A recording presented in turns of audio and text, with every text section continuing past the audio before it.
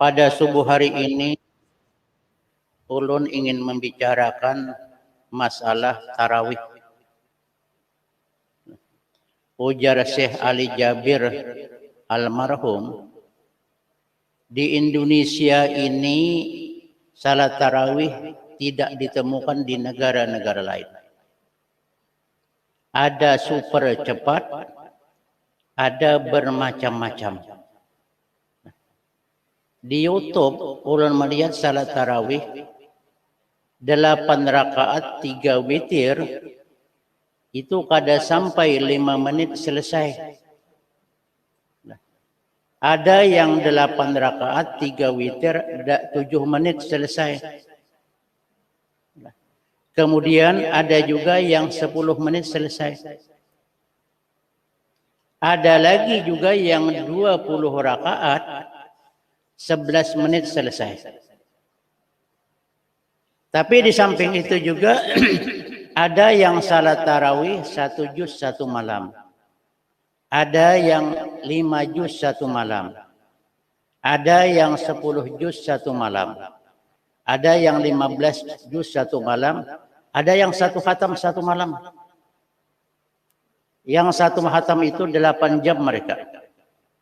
Nah, jadi bervariasi macam-macam. Sedangkan sumbernya dari Nabi semua.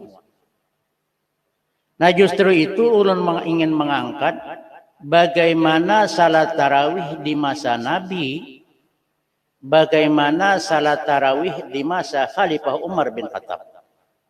Sumber asalnya. Sehingga terjadi yang bervariasi macam-macam itu tadi. Padahal pembahasannya ini cukup panjang. Tetapi ulun dapat jatah 1 kali di sini. Jadi ulun biasanya kalau di lain ulun bagi 2. Jadi penjelasannya lebih panjang, lebih lebar. Karena ini sekaliannya, jadi ulun singkat-singkat nanti. Sebelum ulun masuk kepada pokok bahasan, pertama dulu kita berada di 10 terakhir bulan Ramadan. Atau yang dikenal dengan malam Lailatul Qadar. Ujar Nabi, Lailatul Qadar itu terjadi pada 10 terakhir bulan Ramadan. Nah, kira kita masuki 10 terakhir bulan Ramadan.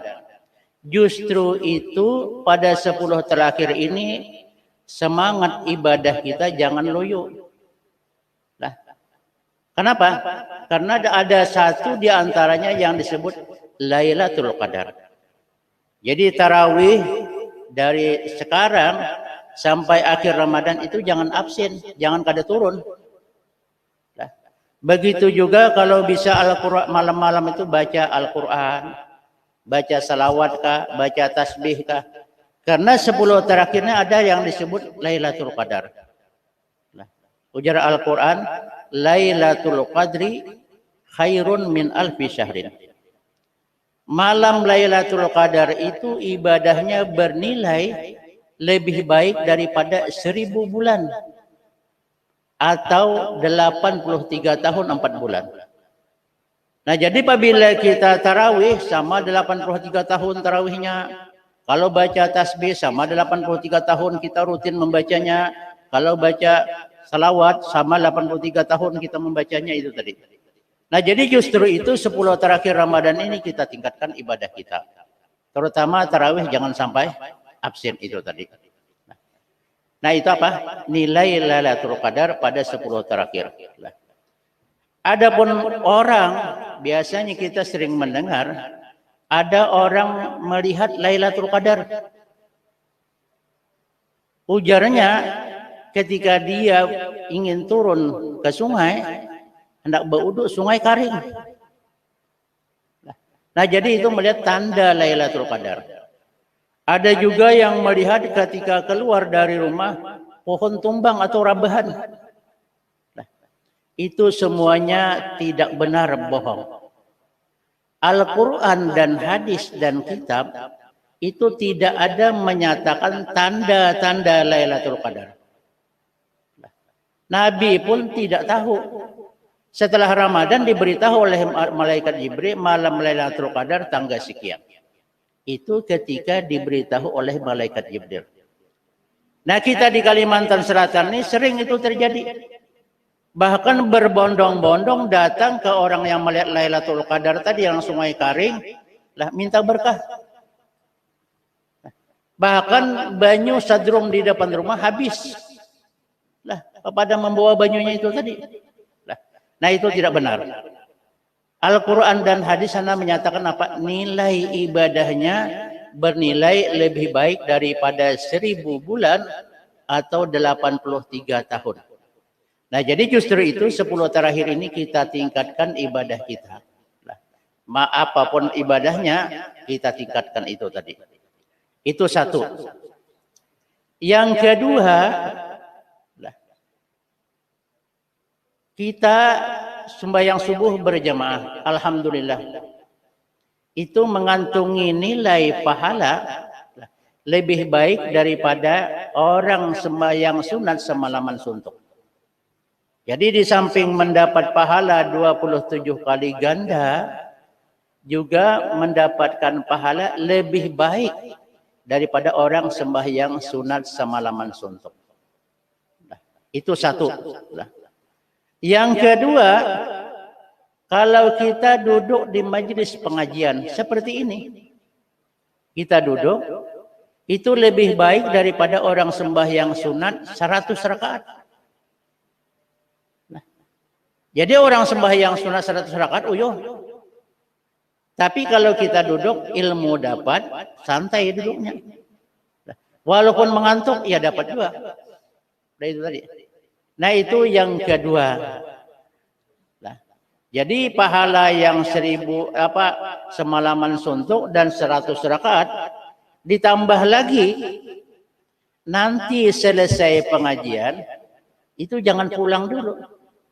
Sembahyang dulu sunat isyraq 2 rakaat. Niatnya usalli sunatal isyraqi raka'ataini lillahi ta'ala. Kemudian sama sembahyang sunat biasa lainnya. Nah, orang yang menutup dengan sembahyang isyraq di dalam hadis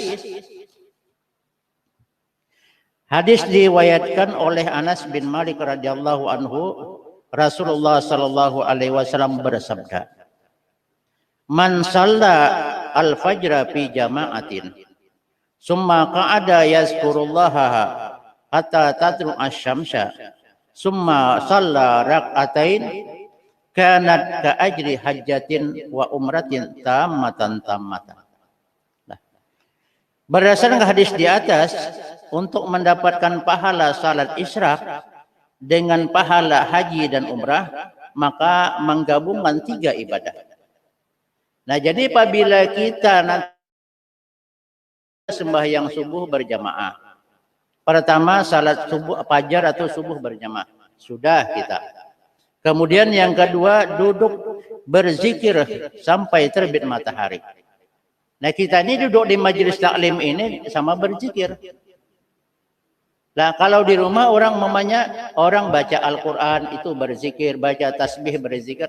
Jadi habis salat subuh berzikir, baca Al-Quran, baca tasbih, atau duduk di majelis pengajian sampai terbit matahari nanti. Kalau hari ini jam 6.15 menit. Atau sekitar setengah juz rata-ratanya setiap hari itu tadi. Sembahyang sunat isyraq 2 rakaat itu 3 macam itu kita kerjakan, mendapat pahala seperti mendapat pahala haji dan umrah yang sempurna.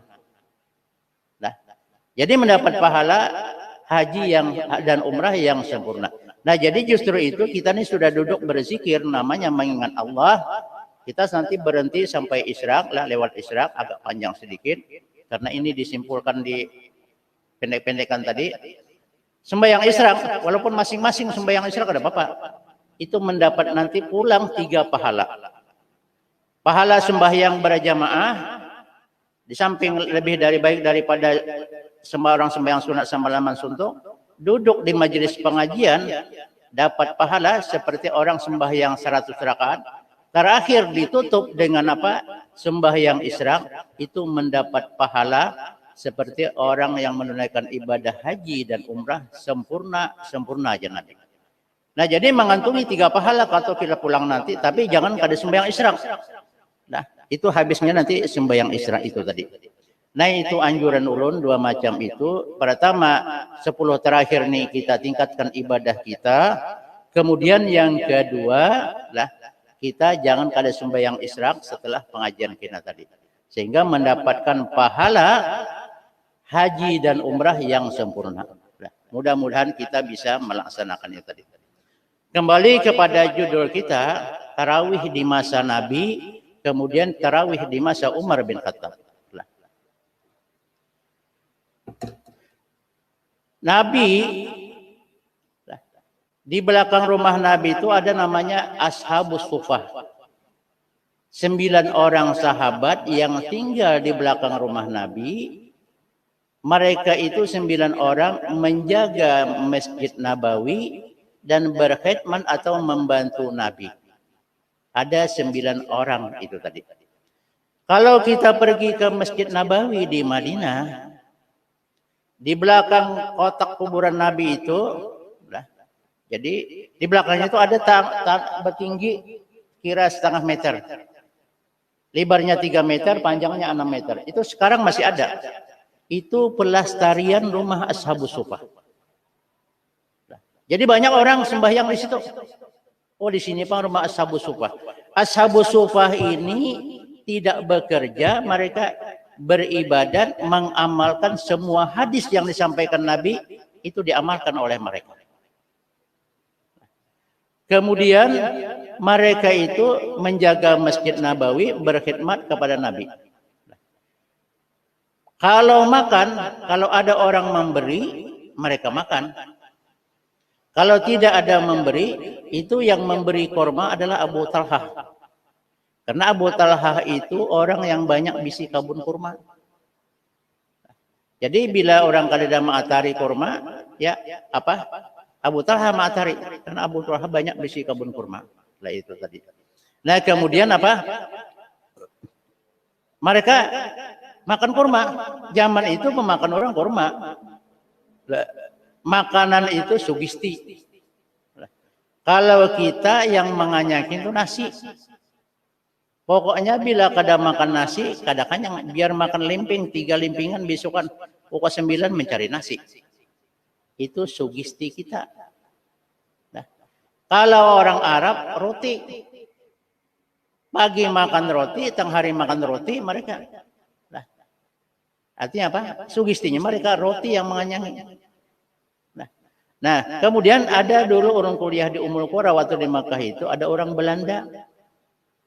Makanannya jagung. 2 biji jagung itu sudah makan hari biasanya. Nah, kalau kita jangankan 2 biji, 5 biji jagung kada kenyang. Masih mencari nasi. Tapi itu sugesti namanya. Nah, di zaman Nabi itu makanannya kurma. Nah, jadi pagi kurma, tengah hari kurma, malam kurma. Nah, bila ada orang mengantari, Abu Talhah yang mengantari makanan itu. Jadi beribadah makan, itu diadakan oleh Abu Talhah. Abu Talhah itu orang yang banyak bakabun kurma. Nah, dan Abu Talhah itu juga orang yang pertama mengamalkan ketika Nabi menyampaikan ayat yang lan tanalul birra hatta tunfiqun mimma tuhibbun. Tidak menyampai kebaikan yang sempurna sehingga berani menapakkan harta yang paling disayangi. Ketika Nabi menyampaikan ayat itu di depan para sahabat, Abu Talhah langsung datang kepada Nabi. Ya Rasul, ini ulun bisi kebun kurma yang di seberang jalan nih. Jadi masjid seberang jalan itu kebun Talhah yang kebun kurma. Di dalam kebun itu ada sumur. Di zaman itu kalau ada sumur itu sangat istimewa. Karena banyu mengandalkan dari sumur itu tadi. Nah jadi kebun kurmanya bersebarangan masjid, ada sumur di dalamnya. Itu kebun yang paling aku sayangi di antara kebun-kebunku semuanya. Sekarang Tuhan menguji kepada para sahabat, lah aku akan mensedekahkan kebun kurmaku ini. Ini yang paling kusayangi. Nah, ulun sedekahkan kepada siapa ya Rasul?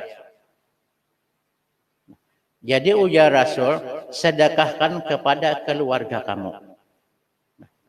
Jadi sedekahkan kepada keluarga. Disedekahkan Abu Talhah kebun yang paling disayangi, berseberangan masjid ada sumur, kepada keluarga. Nah, jadi intinya kalau bersedekah, nah, termasuk mengeluarkan zakat, itu beri keluarga yang miskin dulu. Utamakan keluarga. Karena Nabi ketika Abu Talhah menanyakan, keluarga kamu, ujar Nabi. Nah, jadi justru itu kalau bersedekah, nah, kepada keluarga. Itu Abu Talhah. Ketika Ramadan, Nabi jam 10 malam. Kalau bahasa kitabnya, berlalu sepertiga malam. Setelah berlalu sepertiga malam, Nabi keluar dari rumah, membangunkan ashabus sufah yang 9 itu. Mengajak qiyamul lail. Kalau bahasa kita, salat tarawih. Jam berapa itu? Kalau kita hitung pakai jam, zaman dahulu kan ada jam. Tapi kalau kita supaya nyaman kita pakai jam. Nah, jam 6 maghrib sampai jam 6 pagi seperti ini, itu 12 jam. Bagi 3. Berapa sepertiganya? 4 jam. Nah, berlalu sepertiga malam artinya berlalu 4 jam. Berarti jam 6 sampai jam 10. Nah, jadi jam 10 malam Nabi keluar dari rumah, membangunkan ashabus sufah, mengajak qiyamul lail. Nah, sembahyang tarawih juga kita. Nah, setelah bersama-sama sahabat yang 9 qiyamul lail, berakhir mendekati sahur. Dalam kitab itu ditulis berakhir mendekati sahur. Padahal sahur mereka cuma kurma, buka bungkusannya makan. Nah, itu mendekati sahur. Ya kalau kita hitung jam, nah, kita azan subuh jam 5. Anggap aja setengah 5 atau jam 4. Berarti dari jam 10 malam Nabi tarawih sampai jam 4 subuh 11, 12, 1, 2, 3, 4 lah, 6 jam lawasnya. Jadi 6 jam itu Nabi salat tarawih 8 rakaat, 3 witir, 6 jam lamanya. Nabi jadi imam, makmumnya 9 itu ashabus sufah itu. Setelah besok harinya, ashabus sufah ini kada berani berkisah lawan sahabat lain. Jangan-jangan ini cuma sekali. Kemudian malam kedua, Nabi jam yang sama membangunkan ashabus sufah lagi. Qiyamul lail lagi, sama seperti malam pertama. Jam 10 mulai sampai jam 4 subuh. 6 jam lamanya. Belum berani ashabus sufah berkisah kepada sahabat lain. Malam ketiga Nabi membangunkan lagi ashabus sufah qiyamul lail lagi. Sama. Nah, setelah 3 malam berturut-turut qiyamul lail atau salat tarawih kita dengan ashabus sufah Nabi, nah, keluarlah hadis yang berbunyi apa? Man qama ramadana imanan wahtisaban ghufira lahu ma taqaddama min dzambi. Siapa yang qama qiyamul lail, ujar kita salat tarawih, imanan wahtisaban, meyakini disuruh oleh Allah dan mengharap ridha Allah. Ghufira lahu ma taqaddama min dzambi, diampuni dosa-dosanya yang terdahulu.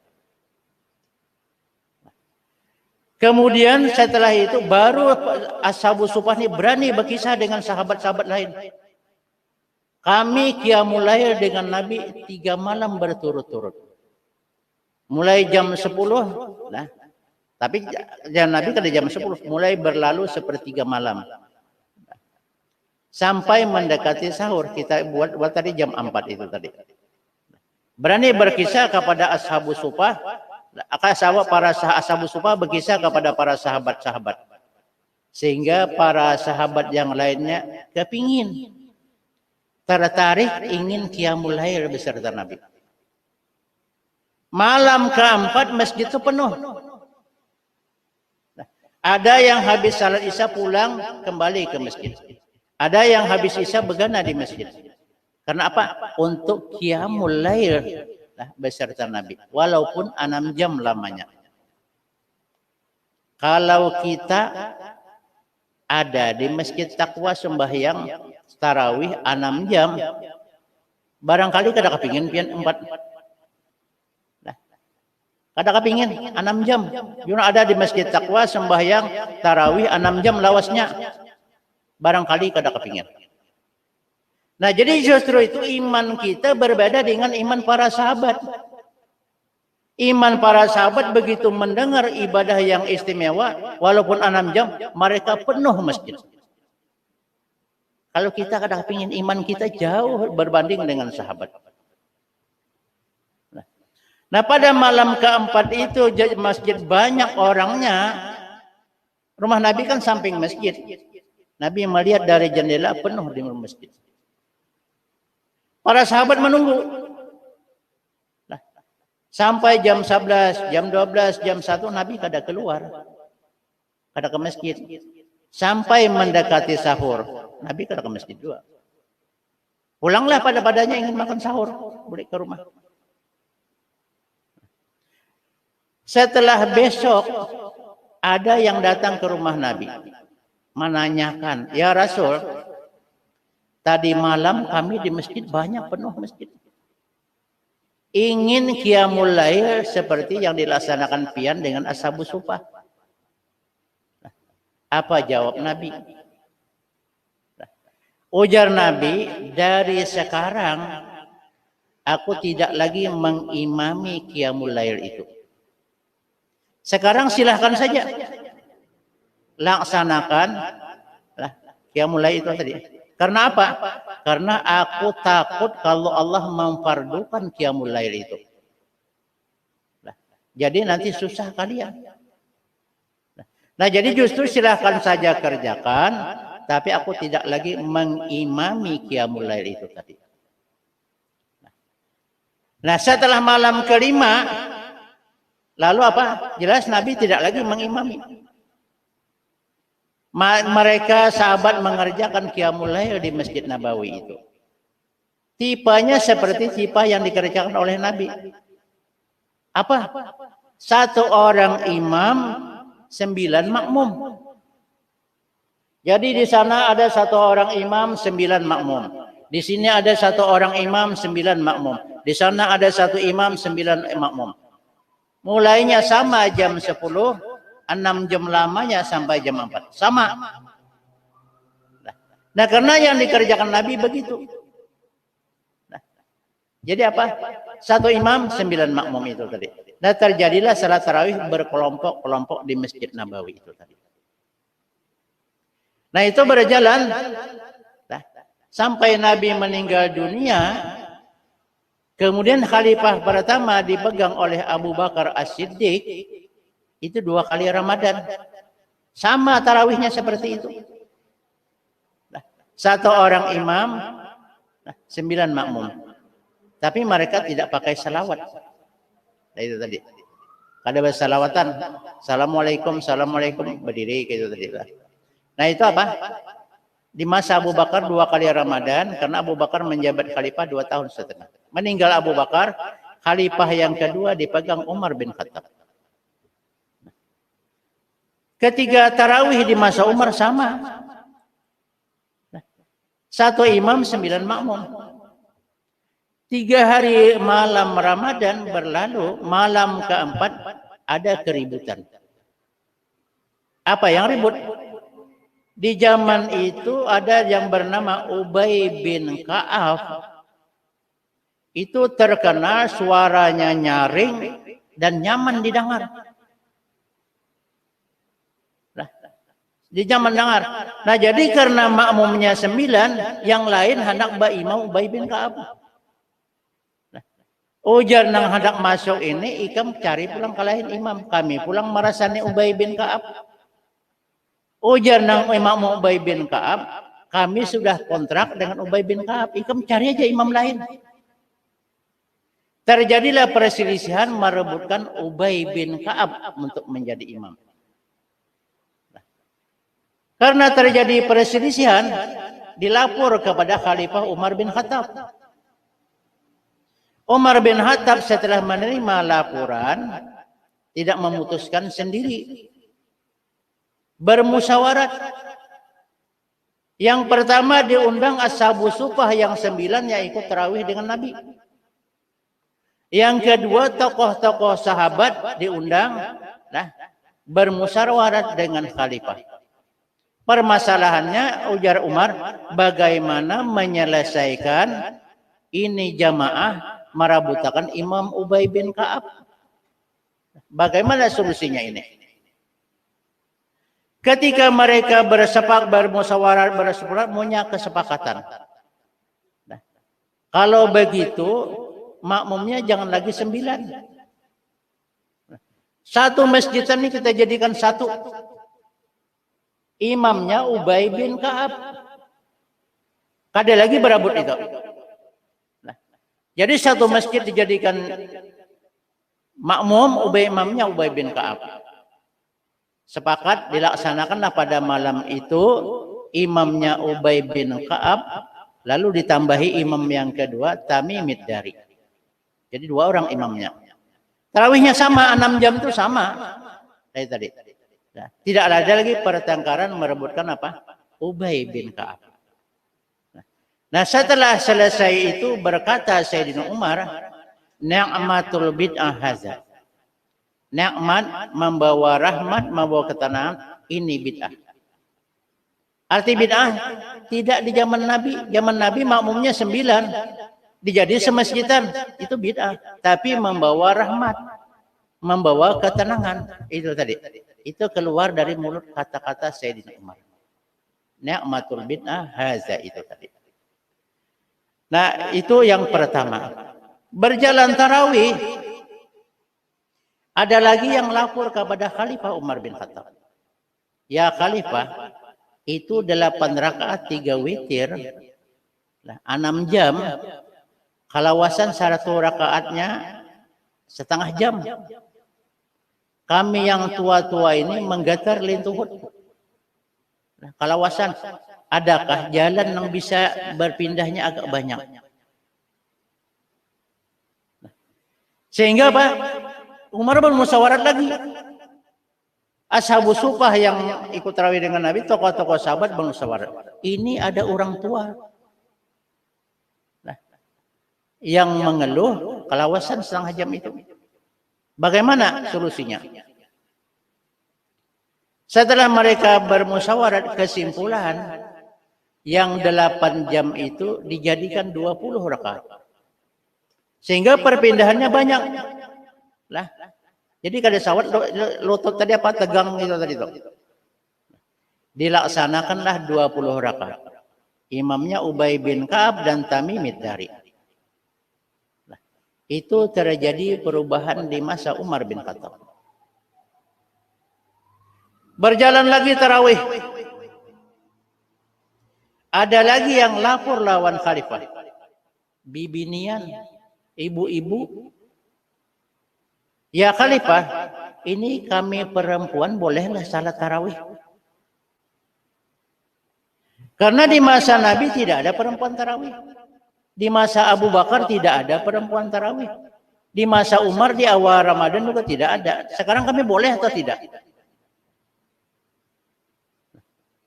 Umar bermusyawarat lagi.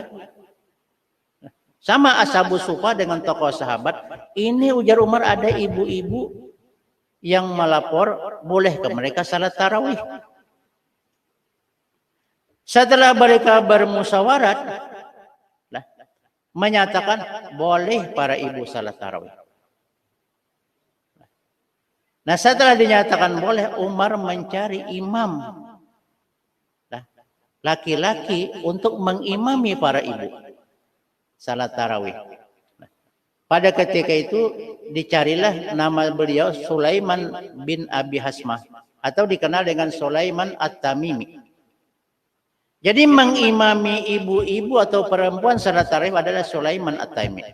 Tarawihnya sama 6 jam. Itu tadi, mulai jam 10 sampai mendekati sahur itu tadi. Nah, itu terjadi 3 perubahan. Jadi tarawih yang pertama jamaahnya satu masjid satu imam itu di masa Umar bin Khattab. 20 rakaat di masa Umar bin Khattab. Ibu-ibu tarawih di masa Umar bin Khattab. Mereka itu membuat kebijaksanaan sesuai apa hasil musyawarah. Dan ditambah lagi itu berdasarkan hadis Nabi. Ujar Nabi, alaikum bisunnati wa sunnati khulafa'ir rasyidin min ba'di. Peganglah sunnahku atau apa yang aku ajarkan dan peganglah sunnah khalifah yang sesudah aku. Itu para sahabat tadi. Nah, pedanglah sunnahku dan sunnah khalifah yang sesudah aku. Nah, jadi Umar membuat kebijaksanaan bermusyawarah itu ada mandat dari Nabi. Wa sunnati khulafai rasyidin min ba'di, dipeganglah sunnah khalifah sesudah aku. Itu tadi. Nah, jadi justru itu kalau kita belajar usul fikih itu kalau seandainya terjadi perbedaan antara Al-Quran dan hadis, mana yang diambil? Nah, itu diambil hadis. Kenapa jadi hadis? Karena yang tahu Al-Quran itu adalah Nabi. Kita tidak tahu di Al-Quran itu. Semua rahasia Al-Quran itu yang tahu Nabi. Dan pernah terjadi di masa Nabi, kalau Al-Quran menjelaskan apabila seseorang meninggal dunia, itu anak-anaknya mendapat warisan. Nah, semua anaknya dapat warisan. Bahkan di situ dijelaskan lidzakari mislul azail unsayin. Laki-laki dapat 2 bagian dari perempuan. Oh, ada yang mengatakan itu kada adil. Ya tidak tahu dalam Islam. Kenapa laki-laki dapat 2 bagian? Karena apabila berumah tangga yang bertanggung jawab tentang ekonomi kehidupan keluarga itu adalah laki-lakinya. Jadi ekonomi keluarga itu laki yang bertanggung jawab, bini menunggu. Nah, kenapa bibinan 1 bagian? Bibinan itu tidak bertanggung jawab. Kalau inya kawin lakinya yang bertanggung jawab terhadap inya. Nah, jadi justru itu tidak perlu waris agak banyak. Laki-laki karena bertanggung jawab terhadap keluarganya, justru itu dapat bagian. 2 bagian itu tadi. Nah, jadi intinya kalau orang tua meninggal, anaknya semua dapat warisan. Apa yang terjadi di zaman Nabi? Ada seorang anak rupanya menunggu orang tuanya meninggal lambat. Sedang dia ingin mengharapkan warisan. Dibunuhnya orang tuanya. Nah, supaya lakas dapat warisan. Keluar hadis Nabi. Ujar Nabi apa? La yarisul qatilu. Orang yang membunuh orang tuanya tidak dapat warisan. Nah, jadi selisih Al-Quran menyatakan semua anak almarhum dapat warisan. Tapi ketika dia membunuh, ujar Nabi tidak dapat warisan. Mana yang diambil? Ya hadis Nabi yang menyatakan orang yang membunuh orang tuanya itu tidak dapat warisan. Nah, itu apa? Kalau terjadi perselisihan antara Al-Quran dan hadis. Itu usul fikih kalau kita belajar usul fikih. Kemudian yang kedua, kalau terjadi perbedaan antara perbuatan sahabat dengan perbuatan di masa Nabi, perbuatan di masa Nabi dengan perbuatan di masa sahabat, mana yang diambil? Perbuatan sahabat. Kenapa? Karena yang tahu situasi kondisi di zaman Nabi itu adalah sahabat. Kita kada tahu yang di zaman Nabi itu kayak apa kondisinya, kada tahu. Yang tahu itu sahabat. Nah, sahabat yang tahu. Nah, jadi tarawih di zaman Nabi ya ashabu sufa ya sahabat. Perbuatan di zaman Nabi Sayyidina Umar ya sahabat. Mana yang diambil?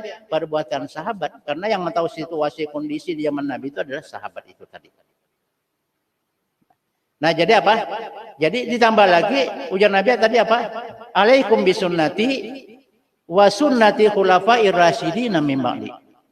Peganglah sunnah atau perbuatan sahabat yang sesudah aku itu tadi. Nah, itu pernyataan Nabi.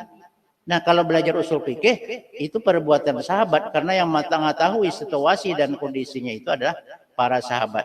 Sehingga perubahan-perubahan itu mereka tahu yang terjadi di masa Nabi. Nah, itulah artinya perjalanan tarawih di masa Nabi, perjalanan tarawih di masa Khalifah Umar bin Khattab. Nah, sekarang kembali kepada tarawih yang tadi apa? Tarawih yang 5 menit 8 rakaat 3 witir selesai. Apakah sudah menuruti siapa? Nah, 7 menit selesai menuruti siapa? Nah, kemudian apa? 10 menit selesai menuruti siapa? 11 menit 20 rakaat menuruti siapa? Nah, sedangkan Nabi ada sebuah hadis, nah, An Abi Hurairah radhiyallahu anhu anna Rasulullah sallallahu alaihi wasallam qala. Hadis riwayatkan daripada Abu Hurairah bahwasanya Rasulullah sallallahu alaihi wasallam bersabda. Dakhala anna Rasulullah sallallahu alaihi wasallam dakhala al-masjid. Padakhala rajulun fasallama ala Nabi sallallahu alaihi wasallam farada.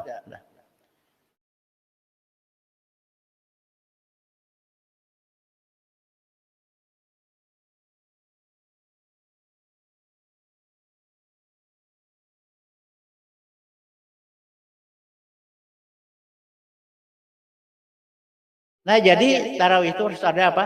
Tumak ninahnya. Tidak boleh cepat itu tadi. Termasuk imam membaca ayat Fatihah dan surah.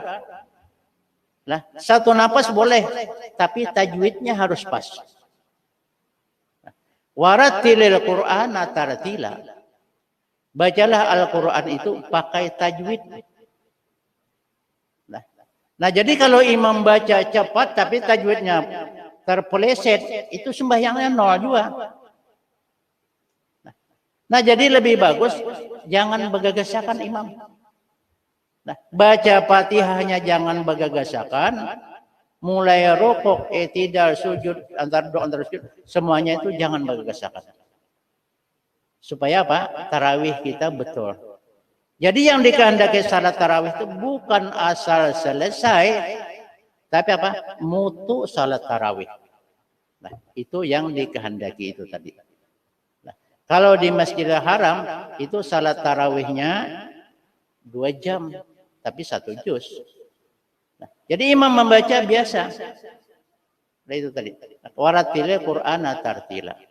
Nah, jadi ujar Syekh Ali Jabir, di Indonesia ini yang bermacam-macam salat tarawih, super cepat, lah, terlalu laju, itu tadi, macam-macamnya banyak. Nah, jadi itu apa? Itu nang cepat. Kemudian kalau kita tarawih di sini, ada yang mulai al-hakumut, qul huwallah, wal asri, qul huwallah. Itu tipe perukunan. Perukunan mengajarkan itu. Kalau di Masjid Al-Karamah Martapura itu kada pakai itunya. Mulai walaili rakaat pertama, wadduha rakaat kedua, terus sampai apa? Tabat yada. Nah, itu tadi. Nah, itu tipe 1. Nah, kemudian ada lagi tipe di Masjid Al-Fatah Desa Temburu, Kecamatan Keras, nah, Magatan, Jawa Timur. Pondok pesantren itu markas jemaah tablik. Di situ mereka sembahyangnya 1 khatam. Mulai jam 8 sampai jam 4 subuh. 20 rakaat, 3 witir. 1 khatam 1 malam. Nah, Pondok Pesantren Al-Fatah. Nah, ketika diwawancarai oleh wartawan pimpinan Pondok Pesantren, Pak, bagaimana pian salat tarawih ini? Ujarnya, ini kami salat tarawih 1 khatam ini sudah tahun ke-6. Nah, di Pondok Pesantren ini 1 khatam mulai jam 8 sampai jam 4 subuh. Nah, kemudian ada lagi orang dari Riau diwawancarai, Pak, pian dari mana? Nah, ngaran sidin Daruqutni. Pak Daruqutni, pian dari mana? Dari Riau. Nah, pian datang kemari. Aku datang ke Marisin untuk spesial berRamadan di sini. Jadi di masjid ini mulai berbuka puasa bersama, ya Sidin. Nah, sampai salat tarawih, nanti sahur bersama, baru pulang ke hotel. Nah, jadi semalaman di Pondok Pesantren itu tadi. 8 jam 1 khatam. Dari Riau ingin salat tarawih 1 khatam 1 malam. Tapi orang Kalimantan Selatan kadada belum ke situ. Nah, orang Jawa banyak, masjidnya di pondok itu penuh. Orang dari Sumatera, dari Jawa, di mana-mana yang 1 khatam itu banyak. Orang Kalimantan, Selatan, Tengah, Timur, kadada belum ke situ. Nah, jadi iman kita ini kalau sahabat tadi mendengar Nabi 6 jam tarawih, mereka penuh masjid datang. Tapi kita kalau mendengar ada orang salat tarawih di situ tadi, di Temburu, mengulihkan kada. Nah itu tadi itu. Nah itu tadi.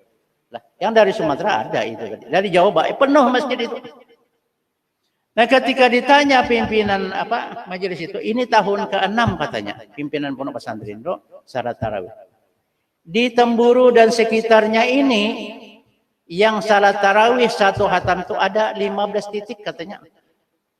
Jadi bukan di Pondok Pesantren sini aja, di Masjid Ana, di Masjid Ana ada 15 titik yang 1 khatam. Jadi yang lainnya ada yang 15. Nah, tadi 1 khatam, ada yang 15 juz, ada yang 10 juz, ada yang 5 juz, ada yang 1 juz. Itu ada 50 titik daerah desa Temburu dengan sekitarnya ini. Tarawihnya itu tadi. Nah, jadi itu apa? Itu macam-macam tarawih di Indonesia. Nah, jadi ada yang cepat, super cepat tadi. Ada yang tarawihnya panjang itu tadi. Nah, kalau pian kapingin hendak biasa aja pergi ke Temburu sana. Hendak maunya merasani nang sahatam semalaman 8 jam. Mulai 8. Jadi sembahyang Isya jam 8 start mulai tarawih sampai jam 4 subuh jadi. Nah, itu 1 khatam 1 malam itu tadi. Nah, itu jadi kita sudah tahu yang tarawih ini bagaimana menuruti di zaman Nabi, menuruti zaman Umar. Nah, jangan orang berkata semboyan kami salat tarawih menuruti Nabi. Nah, menurut Nabi imamnya 1, makmumnya 9, 6 jam tarawihnya. Bibinian kadada di zaman Nabi. Nah, itu tadi. Nah, kalau binan tarawih itu di masa Khalifah bin Umar. Biasa Khalifah Umar bin Khattab itu tadi. Lah, itu bimbingan salat tarawih itu tadi. Nah, itu apa? Jadi kita tahu asal cerita tarawih, nah mulai zaman Nabi, mulai zaman Sayyidina Umar bin Khattab itu tadi. Nah, itu tarawih. Nah, ujar Nabi apa? Man qama ramadana imatan wa ihtisaban ghufirallahu ma taqaddama min dzambi. Siapa yang puasa Ramadan, siapa yang tarawih di bulan Ramadan, nah, karena yakin dengan dari Allah dan mengharap ridha Allah diampuni dosa-dosa terdahulu itu tadi. Nah, jadi yang ada ujar Syekh Jabir Ali Jabir bermacam-macam tarawih super cepat itu hanya ada di Indonesia. Di negara lain tidak ada. Nah, itu. Di Makkah ya tadi 1 juz 2 jam lawasnya tahun meter itu tadi. Ulun 13 tahun di Makkah kuliah di sana, ya seperti itulah tarawihnya. Setiap malam 2 jam itu tarawihnya itu tadi. Nah, jadi imam membaca dengan tartil membaca ayat. Kita rasa bahagia mengikuti imam yang seperti itu daripada imam yang Allahu Akbar itu kada khusyuk itu tadi. Nah, jam 6:30 lah. Nah, inilah yang dapat ulun sampaikan. Semoga kita bisa pertama tadi pesan ulun 10 terakhir ini jangan dilewatkan. Karena ada satu di malam yang diantaranya apa? Lailatul Qadar. Itu tadi. Walaupun kita tidak tahu malam berapa Lailatul Qadar, tetapi kita hidupkan 10 terakhir ini tadi. Jadi tarawih jangan absen, jangan kada turun. Bacalah salawat Al-Quran apa saja di waktu malam itu tadi. Supaya kalau kita membaca berkebetulan, kalau kita 10 malam terus kita baca, pasti ada di antaranya satu malam yang disebut Lailatul Qadar yang bernilai apa tadi? Khairun min alfi syahrin. Lebih baik daripada apa? 1000 bulan itu tadi. Jadi buatlah amalan apa saja, mengaji kah. Nah, kalau ada pengajian subuh yang majelis taklim begini, termasuk zikir menunggu apa? Isyraq itu tadi. Nah jadi kita sembahyang isyraq walaupun tidak berjamaah masing-masing, jangan kada sembahyang isyraq. Nah, kenapa? Pahalanya tadi seperti ujar Nabi apa? Mendapatkan pahala haji dan umrah sempurna itu tadi.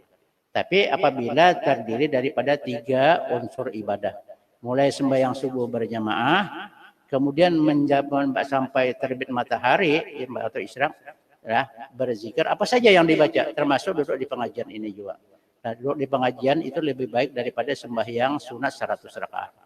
Ditambah lagi kita sembahyang isyraq mendapat pahala haji dan umrah, ujar Nabi apa? Sempurna itu tadi. Nah jadi jangan pada sembahyang isyraq itu tadi. Usalli sunnatal isyraqi rakaatai lillahi ta'ala.